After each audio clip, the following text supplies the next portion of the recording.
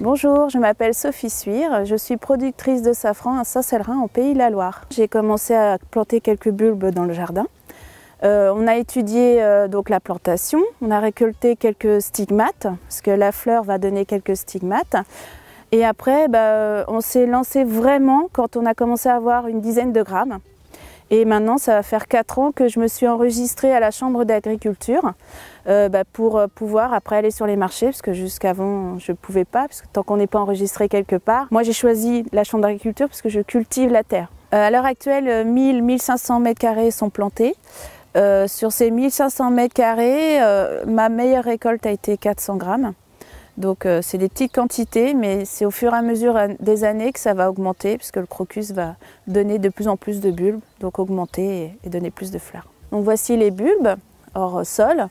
Alors ces bulbes-là, ils ont été un petit peu oubliés et pas plantés pour faire voir en fait à quoi ressemble le bulbe.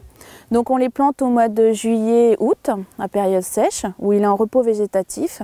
Et donc au mois d'octobre, quand les fleurs arrivent, donc il n'y a pas de feuilles, on est en position cueillette. Donc voilà, on se met comme ça et donc on va cueillir toutes les fleurs. Donc les feuilles ne sont pas comme là aussi longues, elles sont toutes petites, grandes comme vous voyez sur le bulbe. Et parmi les feuilles arrivent les fleurs. Donc elles font environ 3-4 cm. Et donc à la main, on vient pincer toutes les fleurs une à une. Donc on fait tous les sillons. C'est après que l'on va venir récupérer les stigmates.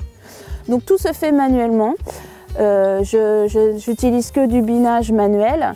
La récolte se fait avec les mains et comme c'est une culture biologique, je mets même tous mes engrais, c'est moi qui les fais.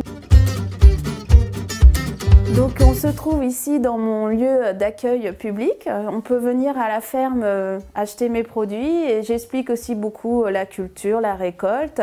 Et c'est là aussi que je fais mes produits dérivés du safran. Donc je fais du sirop, de la gelée et des confitures de saison. Une fois qu'il est donc déshydraté, on a conservé tous les arômes, le goût et surtout ses vertus. Donc le safran a beaucoup de vertus, il s'utilisait beaucoup au Moyen-Âge pour tout ce qui était dépression légère bien sûr, et tout ce qui était pour vitamines, en fait ça rend joyeux le safran. Mon originalité, plus qu'un atout, c'est d'avoir réimplanté le safran en France et particulièrement en Sarthe, qui n'était pas forcément une région où on s'attendait à trouver du safran.